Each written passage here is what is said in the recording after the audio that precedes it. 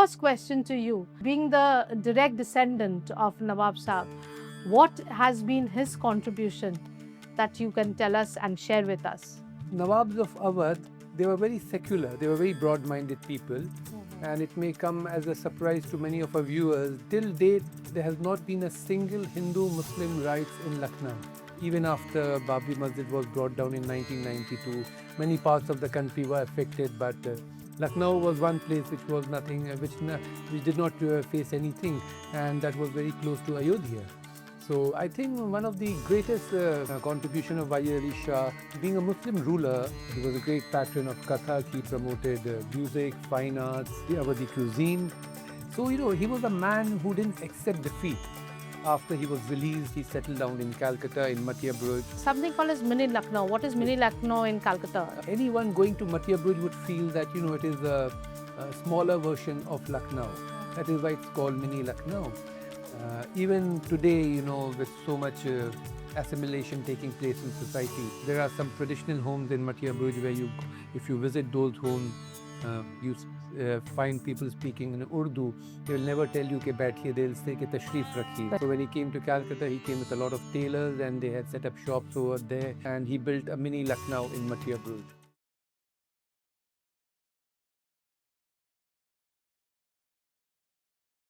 ফিরে এলাম আরেকটা নতুন এপিসোড প্রম্পট উইথ পারমিতায়। আজকে আমাদের গেস্ট হলেন শাহেনশা মির্জা। ওনার সম্বন্ধে বলবো, উনি হলেন একজন IRS অফিসার। উনি Nawab Wajid Ali Shah grandson, great grandson rather, and উনি একজন ভীষণই eminent historian.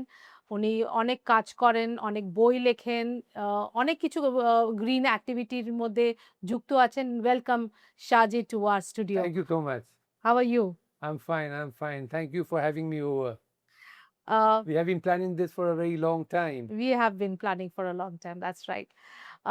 First question to you, being the direct descendant of Nawab Sahab, what has been his contribution that you can tell us and share with us? I think the biggest contribution of Wajid Ali Shah is the secular outlook that he had. He was a man who was much ahead of his time. He was a man who was very secular. And, the Nawabs of Awadh, they were very secular. They were very broad-minded people. And it may come as a surprise to many of our viewers that till date, there has not been a single Hindu-Muslim riots in Lucknow. Oh. So it shows that, the secular fabric that was being woven by the Nawabs of Awadh have been so strong that the society in Lucknow, it may be divided on various issues, but when it comes to communal harmony, it is very, very strong. Even after Babri Masjid was brought down in 1992, many parts of the country were affected, but Lucknow was one place which was nothing, which did not face anything, and that was very close to Ayodhya. So I think one of the greatest contribution of Wajid Ali Shah is the secular outlook that he did. Of course, there were many issues. He was a man who promoted Kathak. He was a great patron of Kathak. He promoted music, fine arts, and of course, the Awadhi cuisine. He was a man who was very fond of dressing. So when he came to Calcutta, he came with a lot of tailors, and they had set up shops over there in Metiaburj. He was a man who loved sports. He introduced kite flying, cock fighting, and I can go on and on and on. Yeah, I would like to know that what has been his contribution in Bengal. He has been contributing in India, of course, but in Bengal, perhaps key contribution ওনার ছিলেন। ওনার সব থেকে যে বড় কন্ট্রিবিউশনটা ছিল that he being a Muslim ruler, he was a great patron of music and fine arts. He patronized Kathak. He invited a lot of Kathak artists to perform in his Parikhana. And because of this, a lot of people started taking interest in Kathak and music in Bengal. This was in 1857, 1857-58. Because of that, a whole generation Mhm. of people started taking interest in dance and music. Um, he was a man, who introduced the fine art of poetry in Calcutta. Okay. And because of him and for people who came from Awadh with him, a lot of people started speaking Urdu. Okay.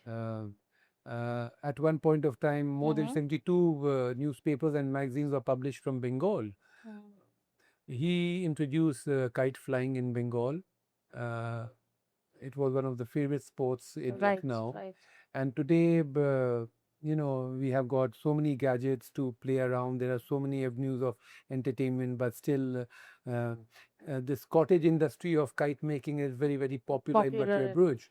Um, and whenever I talk about it, I say it's a lot of pride that about 3,000 families are involved in this kite making industry, Okay. and most of them are women, because you don't need much space, you don't need much capital, you don't need much technology.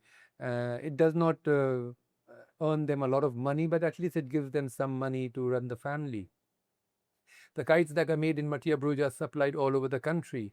A major portion goes to Gujarat during Makar Sankranti. Then a lot of tailors came with Wajid Ali Shah. He was a man, who was interested in fine dressing.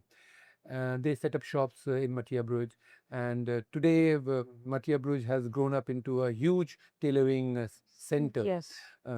You find tailors, you find So people, unbranded garments. Yeah. yes, you find people selling clothes, and according to one estimate, it is the largest market for unbranded garments in Asia. In Asia. I don't Yes. have the current figure, but about 4 years ago, it generated a business of 15,000 crore. Oh. So the That's garments great, that are yeah. made in Metiaburj are supplied not only in India but all over the world. Then, of course, the Awadhi cuisine, which is very, very popular. Here, the rulers of Awadh were great patrons of food. They were great connoisseurs of food. They Yeah, loved because food. I would like to bring in the difference between Awadh biryani and Kolkata biryani. I have been watching you in many interviews where the fight between Kolkata biryani and Awadh biryani is very much in place. So if you just can tell us about the So Awadhi difference. biryani and Calcutta biryani are two different types of biryani. And with a bit of humor, I say that they're like two sisters. I have two Yes, sisters, and both yes. are dear to me. So these two biryani are equally good. It is just the style is different. In Awadhi biryani, the spices that are given in slightly less quantity, so that the aroma, the taste, the fragrance is very, very subtle. In Calcutta, it is slightly more pronounced. Awadhi biryani is it started as a Dampox biryani, and of course, it was followed in Calcutta the same way. In Calcutta, we add potato. So this is one very obvious difference that you find between the two biryani. But if you compare both the biryani, um, uh, if you examine both the biryani very minutely, then Calcutta biryani is slightly heavier on your stomach compared to the Awadhi Awadhi biryani. biryani. But both are equally good, and don't ask me which is better. Both are equally good. Yes, your house replicates a lot of art and culture of Nawab Saab. So if you can define a bit about your house, how it has been replicated. So we grew up hearing stories about Wajid Ali Shah and how secular he was. So in our house, we invite guests, and they are friends, they are families, they are neighbors, and they are from different walks of life, from different religions, from different communities, and it is a melting pot of different culture. This is what I learned from my father, and my father learned from my grandfather. I'm a practicing Muslim, but for me, religion is something very, very personal. I don't wear it on my sleeve. I think for me, it is important that I meet a good human being. He can be from any part of the world, speak any language, eat any type of food, wear any type of dress. If he's good to me, I like him. Certainly. His political, his religious belief doesn't mean anything to me. So in our house, we promote this secularism. My daughters are also growing up. They also have friends, school friends, college friends who come and they enjoy our hospitality. In Awadh, a lot of stress is given on hospitality. Yes. So for us, if a guest come, we treat the guest with a lot of respect. The food that is served is Awadhi food. We try not to serve anything which is non-Awadhi. We follow the same customs and traditions. For example, the napkin that is given along with the plate is of chicken curry. It's never of paper. Okay. So it's of cloth, which we get it from Lucknow. Lucknow. So it is an extension of Lucknow that you see in our house. We speak in Urdu, which is our mother tongue. My daughters are learning Arabic. And we try to do all those things which our families did in Lucknow and Awadh. But we are certainly modern, we are very broad-minded, we are very tolerant, and I'm happy that maintaining this culture, tradition, heritage, we are moving along with the present society. That's great. If you can tell us, what is the tradition with Nawab Sahab has brought with him from Awadh in Calcutta? The first and foremost thing, which I feel is that, he had that never say die attitude. His kingdom was annexed in 1856 on a false charge of maladministration. He came to Calcutta because he believed in the British sense of justice and fair play. He came and met Lord Canning, and he was very hopeful that, Awadh would be given back to him. But when it was not given back to him, he decided to go to England to meet the Queen. But by then, his health had deteriorated, and he was being advised by the Hakim not to go. So he sent his mother, a son, and a younger brother. And then few months later, again on a false charge, he was being arrested, and he was put in Fort William. He was there for 26 months. And over there, he didn't allow the depression to get better of him. He wrote a fantastic piece, which is known as Husn-e-Akhtai. And that was being stolen by the British. It is lying in Windsor Castle in England. It talks about, his love, his aspiration, what he wants to do. So, he was a man who didn't accept defeat.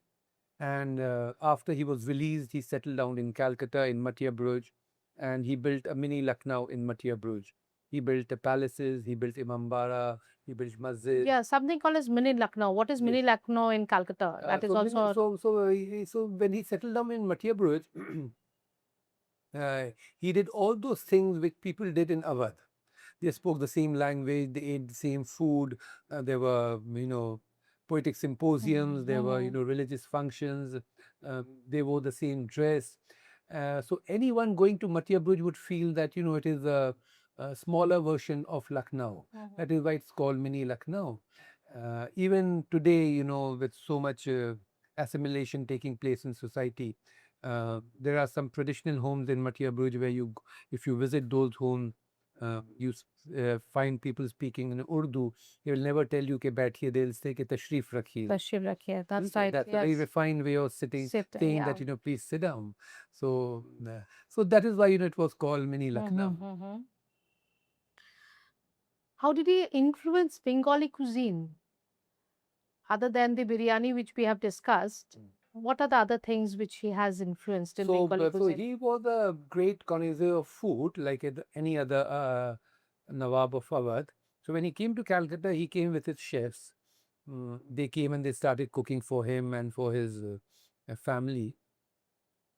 So biryani was just one part of it, but they introduced dishes like shirmal, logni roti, shahi tukra, murg musallam, nahari, rezala. And over a period of time, the people living in Bengal and Calcutta started liking these dishes. And over a period of time, it became a part of their cuisine. And today, wherever you go, from Darjeeling to Diamond Harbour, you find shops selling biryani and rezala and kebabs and, Shami kebab and Kalavati kebab and whatnot. Exactly. You being the direct descendant of Nawab Saab, how do you look into his contribution? Oh, I feel very happy, and Mm. because of him, this tailoring industry is flourishing in Metiaburj. It is generating employment. Thousands and thousands of people are making money. Mm. So I feel very happy that because of this man, so many people have got job directly or indirectly. Then of course there is this kite making industry. But having said all this, I feel very happy that I give a lot of talks on heritage, on culture, on food, on history, and wherever I go, the moment people come to know that I'm the descendant of Nawab Wajid Ali Shah, I feel uh, people have a lot of respect, love, and affection for Nawab. It is so strange that he died in 1887. Even after 139 years of his death, people consider him to be a superhero. So it gives me a lot of happiness. I feel very happy. I feel very proud that he was my great great grandfather, and I hope that the principle, the idea, the belief that he stood for, uh, me and my family can carry it forward. Yes, and where is his mortal remains in Calcutta? So he died in Calcutta, Hmm. and he's buried in Septanabad, Imambara. Okay. This Imambara was built by him in 1864, and when he died, there were about 10,000 people in his funeral.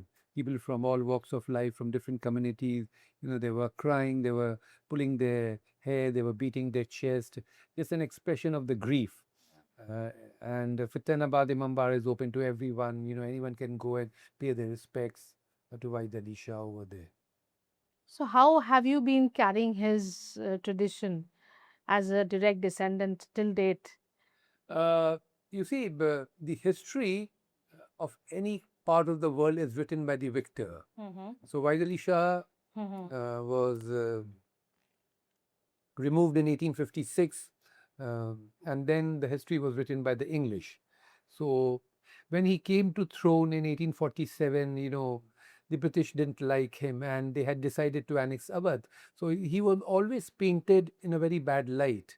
There's a lot of misconception about Vaid Ali Shah. Unfortunately, we are living in an age where there's a lot of uh, influence of social media. People don't want to read authentic books. They don't want to go deep. Uh, they just see and believe whatever comes on their WhatsApp messages or whatever comes on Facebook. So there's a lot of misconceptions. So I give a lot of talks in school, college, university, public forums, uh, and I try to clear that misconception. We are in the process of writing a book which talks about, which will be a very objective book. Right. I'm not saying that, he was a perfect man. No one is perfect. Like any other man, he too had his shortcomings. But I try to project the correct picture of Wais Ali Shah, his contribution, his belief, his strength, and what all he did for Awadh. He was a fatherly figure, and even today, as I said earlier, that people remember him with a lot of love, respect, and affection, which I think is a great tribute for a man who was not from Bengal but made Bengal his second home. That's great. Uh, let me come to what you're doing right now. তুমি তো এখন you're working as an IRS officer. At the same time, তুমি green নিয়ে অনেক কাজ করছো। তো I would love to know that তুমি green projects নিয়ে, green নিয়ে, tree samplings নিয়ে কি কাজ করছো এখন? Uh, uh, I think that, of course, any country has got many problems, but I think the two major problems in our country is the population and pollution. So, population এর জন্য তো Peace, peace square.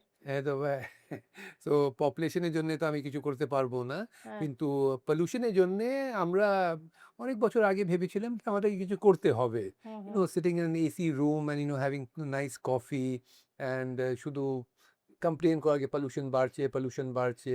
তো আমাদেরও তো কিছু responsibility আছে, আমাদেরকেও তো কিছু করতে হয়। So many years ago, we decided that let's celebrate our birthday differently. That is how the whole idea germinated. So my wife, and we have two daughters, Vasma and Kazma. So on our birthday, we don't throw any lavish parties. Okay. So we plant saplings. Okay. And so according to a very rough estimate, I have calculated that, over a period of 20 years, if we plant, say, about 20,000 saplings, That's even assuming that, 10,000 would survive, we'll be able to give 10,000 trees to the city. I work with a lot of NGOs. I motivate them to plant saplings. I have few friends in corporates.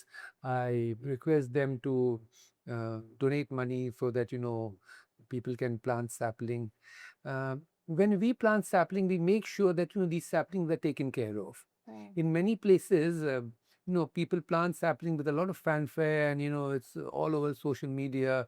But from the next day, there's no one to even water those saplings. True. But we ensure that, these saplings are taken care of for at least 2 to 3 years. We generally try to plant saplings of fruit-bearing trees. Okay. And we tell the local Mali that তুমি একে দেখো, গাছটা বড় হবে, যে ফলটা হবে, তুমি ভোগ করবে, আমরা আসবো না.